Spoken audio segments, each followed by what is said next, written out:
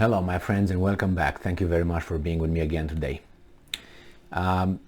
It's very interesting that I apologize for the noise. As I said in a previous video, they caught the neighbor making videos like I do, and now they're cutting him to pieces. And after they're done over there, they're gonna come and pay me a visit. So this article comes from Reuters, and it's from August 19th, 2022.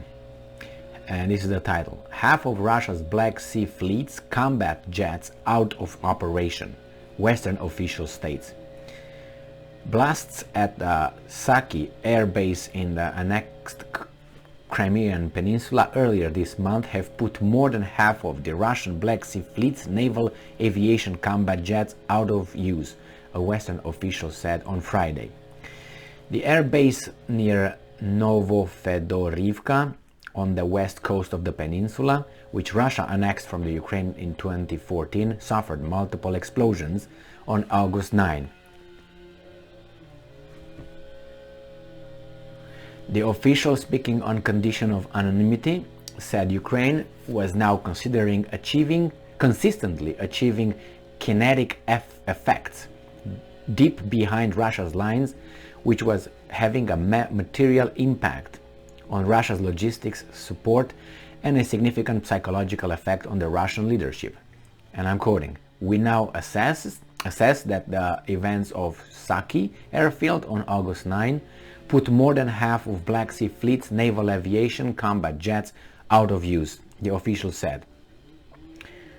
Half of the Black Sea Fleet's naval aviation.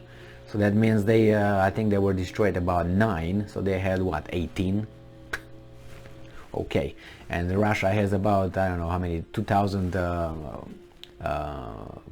jets available, or at least they had. I don't know if they are functional or not, but all right, they're gonna bring some more, I have no doubt, but that's good. Those attacks were successful, so you can't deny that one.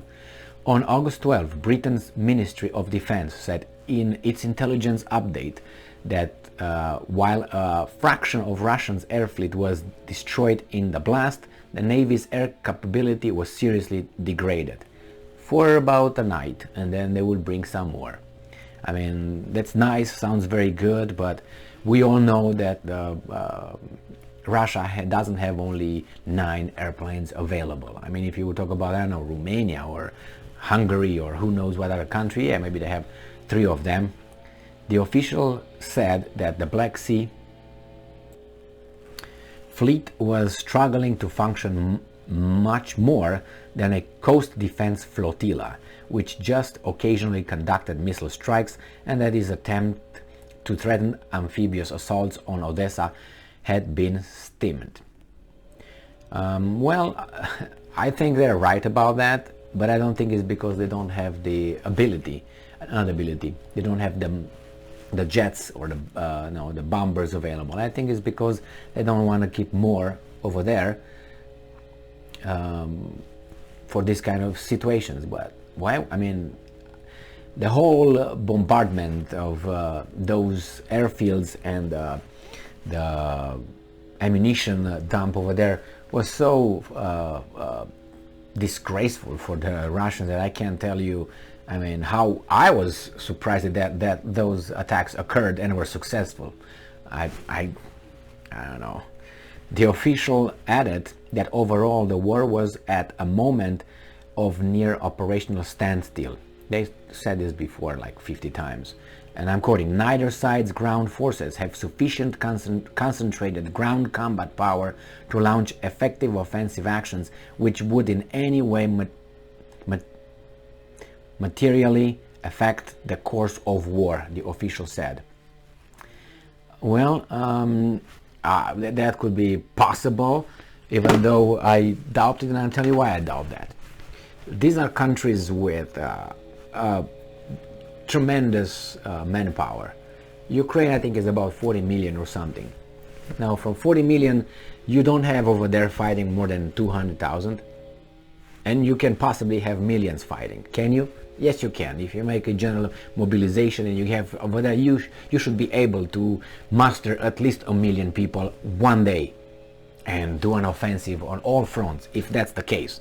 The same with the Russians. The Russians have what, 145 million people population? Don't you think that they can get about 5 million right now, like this, and they can go with that and stop in Lisbon, Portugal, and soak their boots in the Atlantic Ocean? I think they're perfectly capable of doing that. Both countries are capable of bringing more and more people to fight. But I think they try, for whatever reason, they just tried bare minimum. I mean, to attack with what, 200 people, 200,000, yeah, that's a lot of people. The other ones have more. The Ukrainians have about, I don't know, 800,000, they said it was at the beginning of the war. And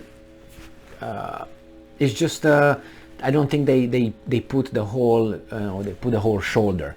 Now remember, Russia has, last time I checked, it was about thousands of fighter jets, or something like 2,000 or more than 2,000.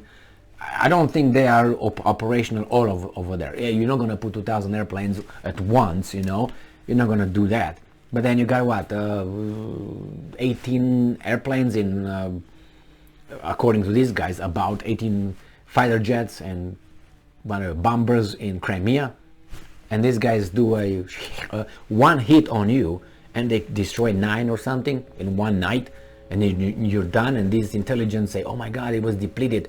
I think the Russians can move 100 if they want in one day and drop them over on Crimea. What I think and what I don't like is, from a defensive perspective, in this case a Russian perspective, how could they not defend that airfield? How that they could not do it? That for me is a mystery. How, it's not that it was only one accident. There were 5 or 6 already. Remember the office building of the Navy in Sevastopol, attacked by a drone supposedly, right? Then you have the one with the first airfield. Then you have the depot, the ammunition dump, whatever they call it over there, where they destroyed a lot of war infrastructure. They destroyed some S-400, S-300s, Pantsir missiles and others. That's a big deal. Then you have another, the second attack on a military base. Then you have another military base attack. And then you have an attack on Kerch Bridge. Yesterday they said they attacked Kerch area, and then the bridge was defended, and their defense systems were activated, and they destroyed, they heard explosions and so on. This happens just like that. I mean, it's they're able to hit you. I'm surprised. I'm very surprised and disappointed. But if they say they destroyed half of it, well, you can, get drunk with that kind of piece of information if you don't know the whole thing. I don't think Russia has 200 or 300 planes available. I don't think so. If it has, then I would be surprised.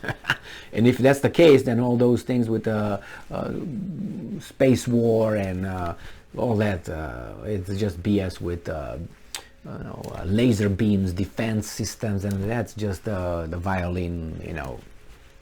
I don't think they are as good as they say. And I'm not talking about the Russians. I'm talking about everybody. It's just a fight between, oh, we got this, oh no, we got this. I'm like, okay, show it. Well, I'm waiting. And they get hit in the airfield by what? By a drone? That kind of damage with your S-400s. I'm not going to go back to that because I'm already trying to get over it. Over it because I can't believe that happened. Thank you very much for being with me again today. Stay strong, stay smart, look for the truth, and be just.